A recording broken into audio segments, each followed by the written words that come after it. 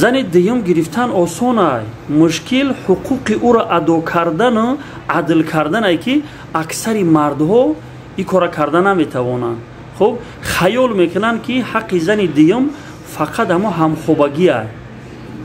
بسیاری زنهای دیوم وقتی که زن دیوم با یک آرزو و هوس بیچاره شوهر میکنه، ولی خوردن، پوشیدن و جای خوب تامین کردن همش در ذمه خودش است که دیگه من نمیفهمم بیچاره به کدام خاطر این بیچاره زن شوهر کردگی است. یعنی شوهر کردگی که فقط یک هفته یک بار مهمان وری مثلا شوهرش بیا بگذره بروه و با مثلا کمبودی های زن رسیدگی نکنه. یعنی زن دیوم فقط برای عیش و عشرت یا برای همخوابگی نیست. او زن هم حق داره که او را به جای خواب با خوردن و با پوشیدن تأمین کرده شود.